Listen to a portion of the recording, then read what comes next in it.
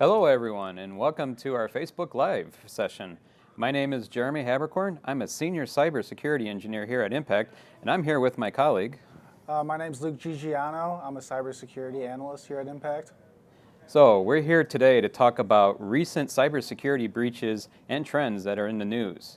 And we're also going to try to offer up recommendations to help protect you against these type of cyber attacks. If you have any questions, then I ask that you please add those to the comments that right below us. With that being said, let's get right into the talk. Yeah, so we're going to go over 3 cyber attacks today. The first one we're going to tackle is the cyber attack that targeted the Illinois Attorney General office. This attack was a ransomware attack, and in fact, it hasn't been fully mitigated or cleaned up yet. And the biggest issue, at least to the public, is we don't know what the initial attack vector was. We don't know what the initial compromise and what led to all this occurring. Do you have any insight as to what could have happened? Yeah, so when I was researching this, it turns out that the Attorney General, actually, the office, was actually targeted with a particular ransomware known as Doppelpaymer. And this malware actually is usually distributed to the organization through a phishing attack, a targeted phishing attack. So they were actually going after someone specific. This type of ransomware basically searches the network and looks for data and then encrypts it, and then obviously sends out some type of ransomware to the actual victim saying that they're holding your data. And if you don't pay it at a certain time, they'll start releasing tidbits here and there into the internet. Yeah, so talking about the data that was compromised, it was tons of personally identifiable information, PII, and that is like driver's license numbers, account numbers, healthcare information, social security numbers, dates of birth, email addresses, things like that.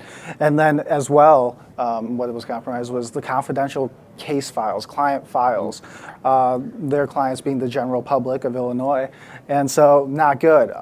As you can probably expect, there's going to be some heavy consequences that result from this ransomware attack successfully occurring.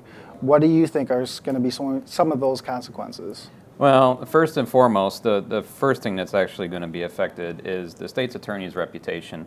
I know that a lot of people, organizations look to the Attorney General because they feel that the Attorney General is going to be secure and that all the information they have is secured in a secure fashion. But that's going to be a reputation issue that's actually going to happen. But in addition to that, the other issues that you're going to have is the fines and the fees associated with confidential informational PII information that's actually gotten loose into the wild. There's going to be fines to the Attorney General that's going to probably result of it. And then, of course, people just lacking trust in the Attorney General because of the yeah, not good. Not a good PR look for the public to see, especially when they found out when everyone else did.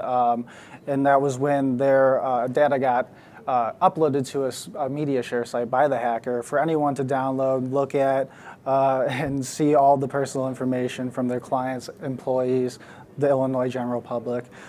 So not good stuff. How can we prevent this from happening in the future? What's going on, and what do you think could help maybe secure them in the long run?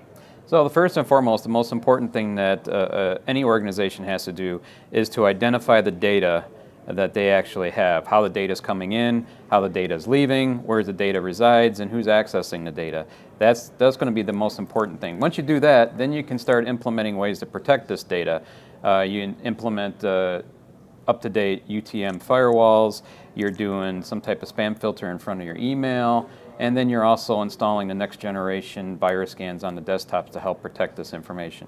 And once you got that all done and you think you got everything good, then it's also imperative, to me at least, that you actually go out and have a pen test or a risk audit done within your organization to ensure that what you have implemented is configured properly and properly protecting all that sensitive data.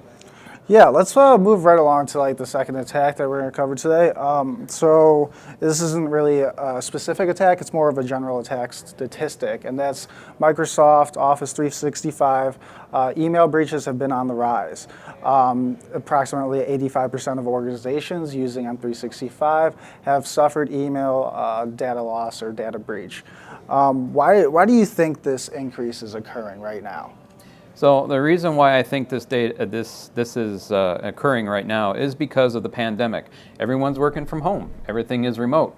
So you have organizations that are doing everything remotely. So you can't just walk to your coworker's desk and ask a question. You can't pick up the phone and call your help desk. Well, you still could, but you don't normally do it, and you're not using like normal communication means. So everything's being done electronically through the email.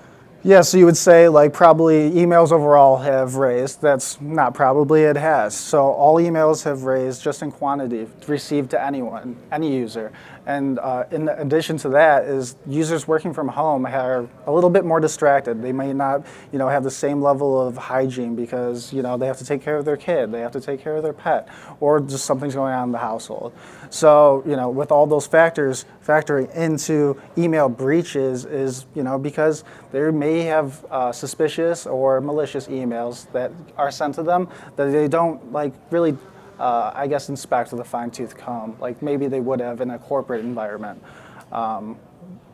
Let's talk about, we've talked about how work has changed from working from home. Let's talk about how hacking has changed after working from home. It's become such a trend. Yeah, so I think you hit a really strong and valid point that you have users working from home that are not used to working from home.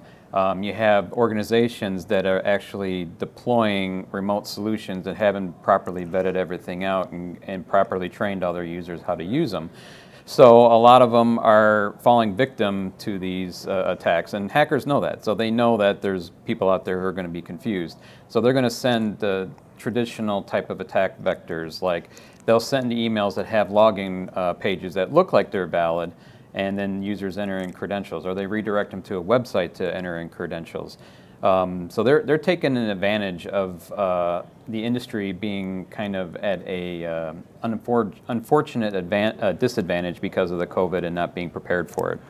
Yeah, what's really important for me, because I'm on the blue team side, I defend networks, is how we can maybe prevent this from happening, and how can organizations secure themselves from email breaches, themselves and their users. And I think the biggest way, in my opinion, is to have good user training, or effective and security-focused mindsets for all of your users and your entire organization is huge, I believe. And developing a culture that is appreciative of security-focused individuals and people who reach out to superiors when they see something that maybe looks a little fishy, and having phishing campaigns that simulate fake phishing attacks is another great way and resource to hopefully help train your users to identify phishing compromises.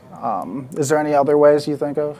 Yeah, in addition to a very strong security awareness training program for users, like I mentioned before, look at the protect mechanism that you need to do. Ensure that you have the latest antivirus software on the workstations, that there is a spam filter in between where the email comes in and email going out. In addition, adopt some good security policies for remote users. Don't give them local administrator rights on PCs that they're using to access corporate data. So, in a combination of security awareness training and these technologies, that can go a long way to help protect people remotely. It certainly could. But let's say just one of those is not in place, or just one of those isn't up to snuff with the most cutting-edge sort of ransomware attacks that attackers use to compromise networks. Recently, we've seen all across the country providers being exposed to ransomware, and it's on the rise in a big way.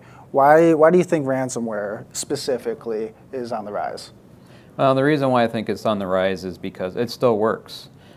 People are still falling victim to ransomware and are actually paying out the the actual dollar amounts that the malicious actors are looking for once they compromise your environment.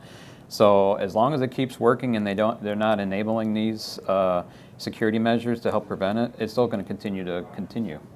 Yeah, very difficult to mitigate, and it accomplishes their goal, which is to make money. You know, they're just like any other business or organization in the corporate world, or in the economic sense, is they're just trying to make money, and extorting organizations and users to get their data back by paying them a certain fee, and a lot of times they don't even give your data back in the complete manner, or not at all.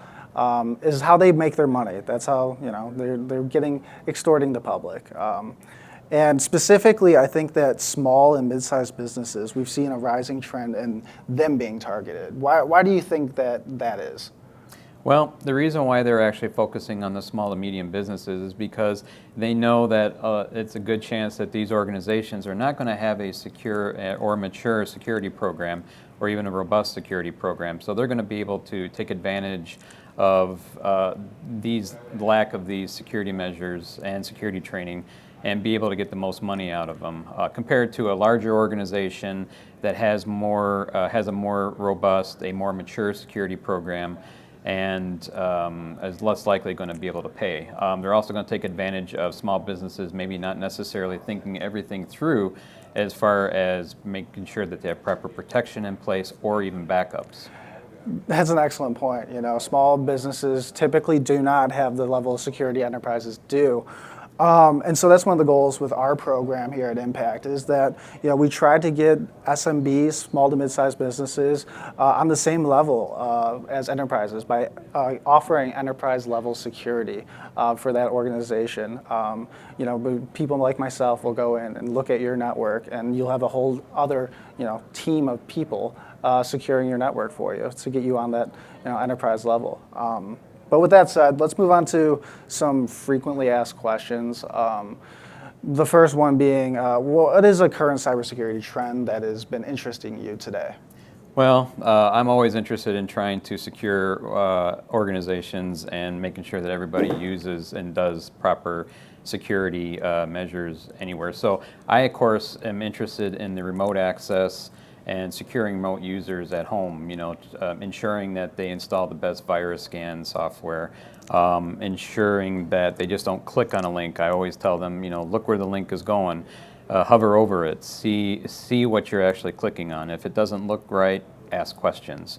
So that part really interests me, and that's the reason why I am where I am. That's awesome. Yeah, that makes a lot of sense. Personally, I like that SOC as a service has been on the rise. As I mentioned a little bit earlier, these small to mid-sized businesses are adopting, the fact that they can't, on their own, have their own security staff, staff it, train everyone, have all the technology and tools that a security team needs.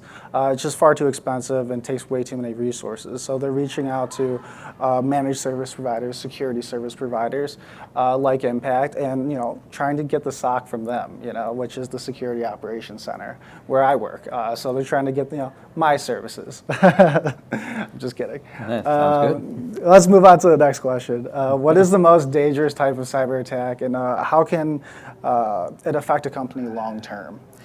So the most dangerous cyber attack that I feel that's currently out there that makes the news the most often is phishing or spam email, phishing more specifically. But I think the most dangerous variant of that actually is the targeted phishing attacks, where they actually do the research about people. They're targeting, chief information officers, chief executive officers. So they're looking at these people, finding out information about them, and sending out emails that play on this information that they found, and then making it more likely that the end user is going to actually click on it. Yeah, I think as far as long-term danger for organizations, it's the attack that targets not only the organization's data but their clients' data and succeeds, and then gets released into social media and the public. That information that, hey, you just got hacked. It's very damaging long-term to their public reputation, I believe. But let's move on to question 3. Is there a specific industry that you think will be targeted more by cyber attacks compared to others moving forward here? I'm just going to say really quick, the ones that I think are small businesses, municipalities, utility companies, and I also think hospitals will continue to be targeted. The more confidential the data, the more it will go for on the black market as far as price. So let's wrap this up. We appreciate you guys for stopping by. Thank you so much for sitting with us here and talking about cybersecurity news. If you're interested in more of this type of content, please check out our blog at impactmybiz.com/blog. Thanks for stopping by, guys. Thanks. Okay. Thank you.